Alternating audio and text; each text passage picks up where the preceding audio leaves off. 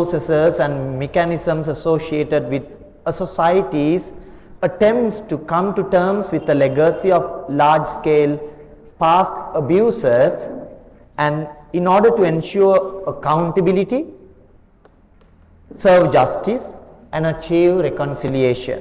Therefore, justice is the only path towards peace and reconciliation. இந்த உங்கள் முன் இருக்கும் பாரிய பொறுப்பு என்பது அதற்கு ஒரு விளக்கம் கொடுப்பதாக இருந்தால் அதற்கான ஒரு முக்கியமான எண்ணக்கருவாடு என்பது வந்து நிலைமாற்று நீதி.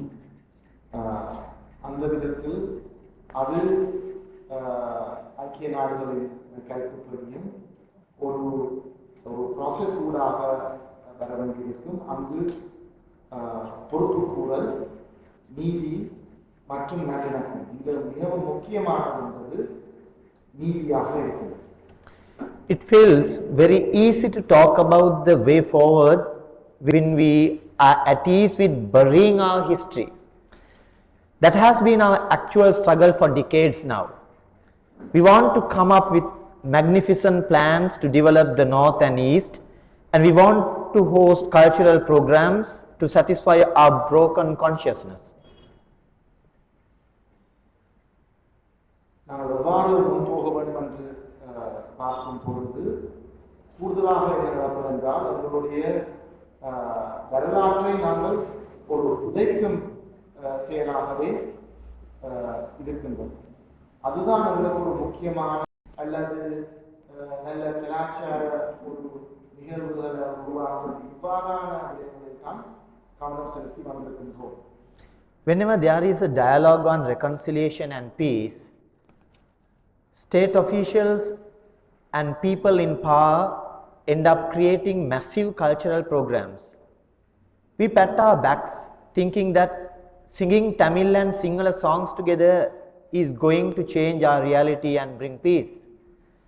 The system that we protected for 76 years has made us believe that ignoring actual and difficult conversations about how the bombing of civilian habitations, hospitals and government proclaimed safety zones or no fire zones by security forces, causing innumerable deaths of civilians, doctors and aid workers took place.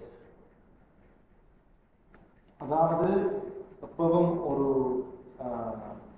நல்லிணக்க கலந்துரையாடுதல் என்று சொல்லும் பொழுது அது நல்லிணக்கம் பற்றியும் சமாதானம் பற்றி என்று சொல்லும் பொழுது அரசாங்கம் எப்பவும் பாரிய கலாச்சார விழாக்கள் ஊடாக நாங்கள் அதை எட்டலாம் என்ற ஒரு கருத்து தான் முன்வைக்கப்படுது. அப்படிப்பட்ட நிகழ்வுகள் தான் தயாரிக்கப்படுகின்றது. ஆனால் இந்த 70 வருட காலமாக எங்களுடைய கட்டமைப்பு, எங்களுடைய முறைமை எவ்வாறு இருக்கின்றது பற்றிய கஷ்டமான கேள்விகளுக்கு இடம் கொடுப்பதில்லை. அதாவது எவ்வாறு குண்டுகளால் பொதுமக்கள் கொல்லப்பட்டார்கள் அல்லது இந்த இறுதி யுத்தத்தில் அந்த நோஃபாய ஜோன்கள் மேல் எவ்வாறு கொண்டு வீசப்பட்டவர் என்ற போன்ற விடயங்களை பற்றி கதைப்பதில்லை. It has become very easy for many people over the years to forget how militarization is affecting our people in the North and East. That very system taught us that we have a holy right to celebrate war victory while snatching your right to commemorate your loved ones. பலர் வந்து எவ்வாறு இந்த இராணுவமயமாக்கம் மக்களை பாதிக்குது என்ற விடயத்தில் கவனம் செலுத்துவது.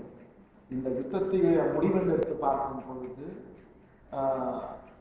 போர் வீரர்களை போற்ற ஒரு நிலைமைக்கான இருக்குதே உள்ள நீங்கள் எவ்வாறு இந்த யுத்தத்தால் பாதிக்கப்பட்டிருக்கின்றீர்கள் அதற்கான நினைவு கூறுதலுக்கான ஒரு இடமும் கொடுப்பதில்லை. A few days ago, police officers arrested 3 mothers in Sampur because they felt threatened by Mulivaikal Kanji.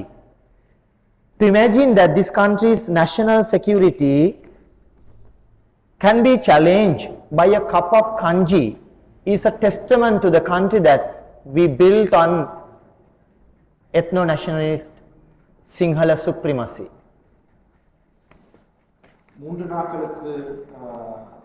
ஒரு சில நாட்களுக்கு முன்பு 3 தாய்மார் இந்த கஞ்சியை குடிப்பதற்காக அவர்கள் கைது செய்யப்பட்டார்கள். அதாவது அவர்களுடைய தேசிய பாதுகாப்பை பற்றி இது விளக்குகின்றது. எந்த அளவுக்கு ஒரு கஞ்சியை குடிப்பதே தேசிய பாதுகாப்புக்கு ஒரு பிரச்சனையான விடயமாக கருதப்பட்டு வருகின்றது. Transitional justice is built upon pillars such as justice, truth, reparations, non-recurrence and memorialization, as we all know. Today, when we talk about the value of human life and the quest for justice here, while commemorating hundreds of thousands of people that you lost and we lost, I want to stand here and question our activism and our aspirations. நிலைமாற்று நீதி என்பது எல்லாருக்கும் தெரியும். நீதி, நஷ்ட ஈடு, நினைவு கூறல் போன்ற விடயங்களுடன் தொடர்புபட்டது. நாங்கள் எவ்வாறு ஆயிரக்கணக்கான மக்களை இழந்திருக்கிறோம் என்று சொல்லும் பொழுது அதை நாங்கள் எவ்வாறு கையாள போறோம் என்ற ஒரு பெரும் கேள்வி எங்கள் முன் இருக்கிறது. When I see you, I see the pain you carry with you. But I see something more powerful than that. I see how each of you make a decision year after year to turn your grief into a fight for hope. That gives us hope, that challenges us deeply, that shakes the ground we stand on. It shatters our convictions and ideals. We see how you fight, scream and resist the regime which reduced war crimes into collateral damages according to LLRC report and came out from courts victoriously. நான் உங்களை பார்க்கும் பொழுது உங்களுடைய துயரங்களை பற்றி எனக்கு விளங்குகின்றது. அது உங்களுடைய முகத்தில் இருக்கும் துயரங்களுக்கு மேலாக உங்களிடம் இருக்கும் போராட்டம், உங்களிடம் இருக்கும் நம்பிக்கை, இது எவ்வாறு இந்த எங்களுடைய அரசு ஒரு இந்த LLRC அறிக்கையூடாக நீதிமன்றங்களூடாக வெற்றிகரமாக தன்னை வெளிக்கொண்டு வந்திருக்கின்றது பற்றிய ஒரு விடயத்துக்கு எதிரான ஒரு போராட்டமாகவும் இருக்கின்றது. The state has gone to great lengths to use draconian laws such as PTA, ATA, OSA and ICCPR.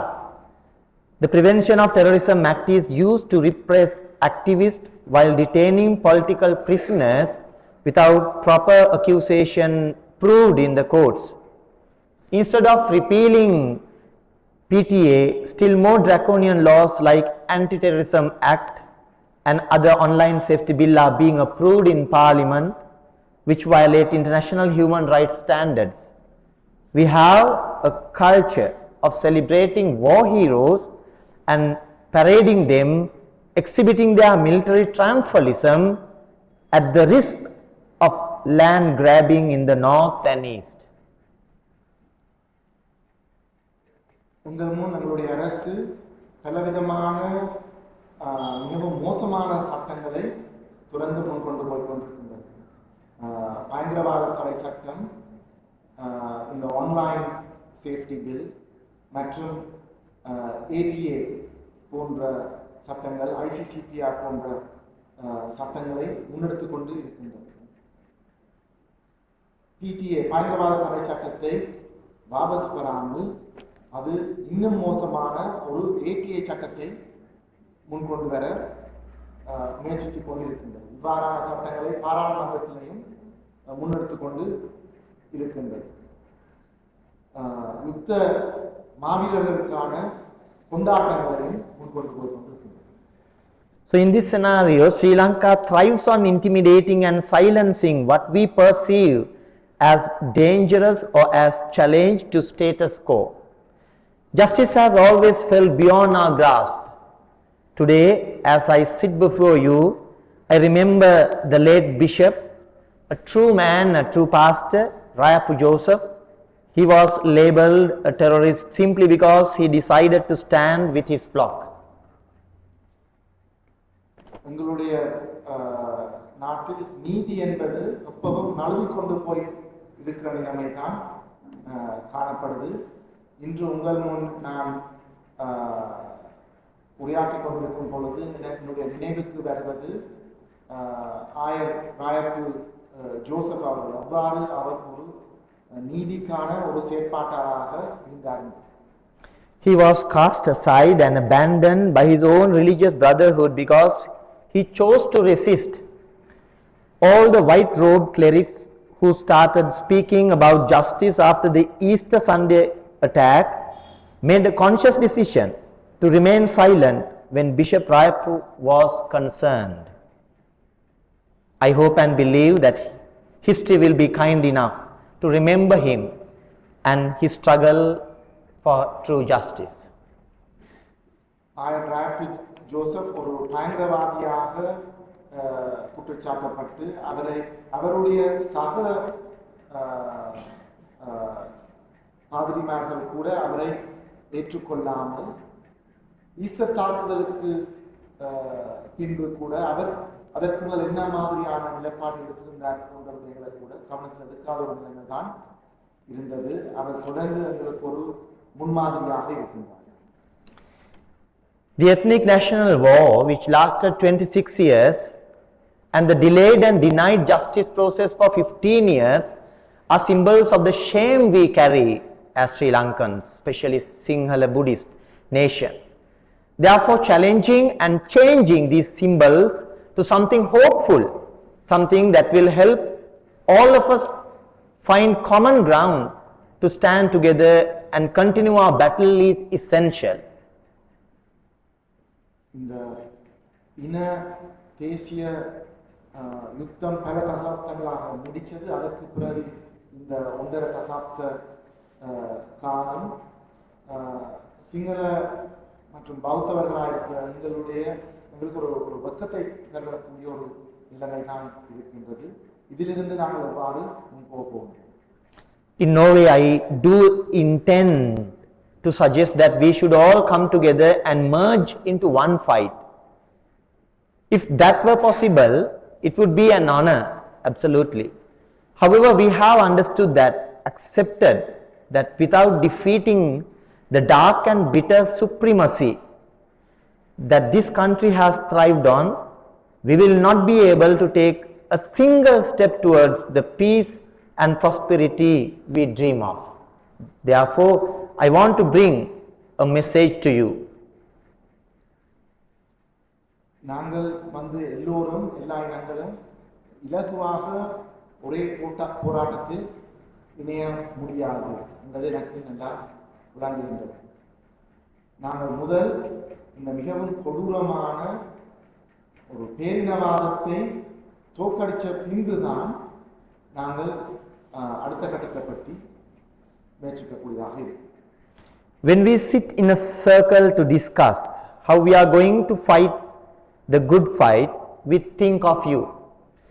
We carry your pain, struggle, collective suffering in our hearts. We will no longer allow people to forget or sideline your suffering as a secondary issue or something to discuss once we reach certain goals. We share your stories. We teach the next generation about your victorious resistance, endurance, and undeniable strength.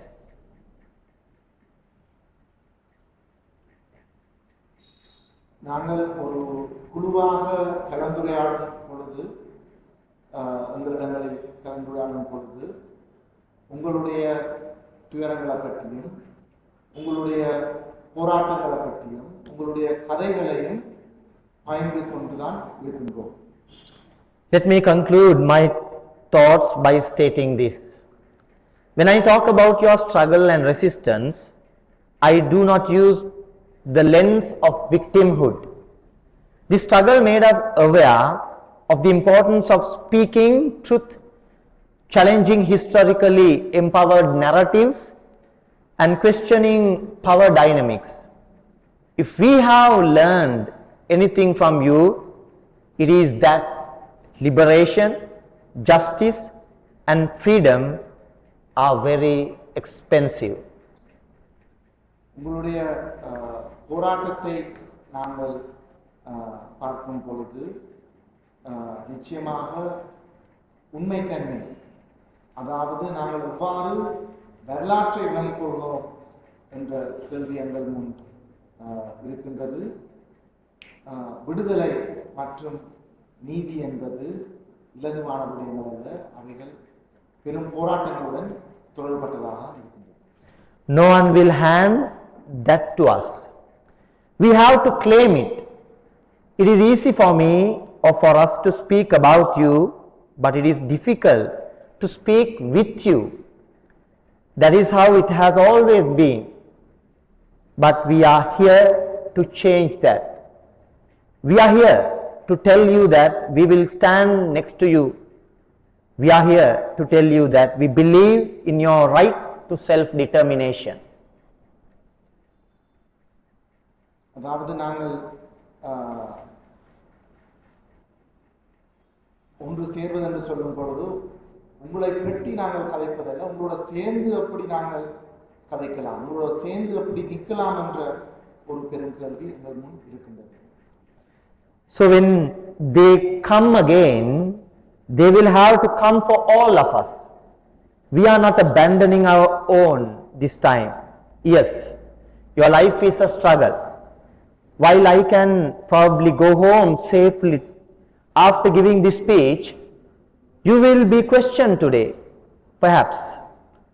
My reality is not your reality, but in this darkness, I see all of you, and I see the light. I imagine a free land, a free people. I imagine seeing people who have reclaimed their authority. அடுத்த முறை அவர்கள் உங்களுக்கு வரும் பொழுது உங்கள் எல்லாருக்கும் அவர்கள் வர வேண்டிய ஒரு நிலைமை ஏற்பட வேண்டும். இன்றைக்கு நான் இங்கு பேசிவிட்டு நான் சுதந்திரமாக திரும்பி போகக்கூடியதாக இருக்கும். ஆனால் உங்கள் சிலரை அவர்கள் துன்புறுத்தலாம். ஆனால் இந்த நிலைமைக்கு அப்பாலும் ஒரு வெளிச்சத்தை நான் காண்கின்றேன். எங்களுடைய நாட்டில் ஒரு வித்தியாசமான நிலைமை ஏற்படுத்தலாம். All we have with us right now is the power to reimagine and redesign the future we want together. Let's do that.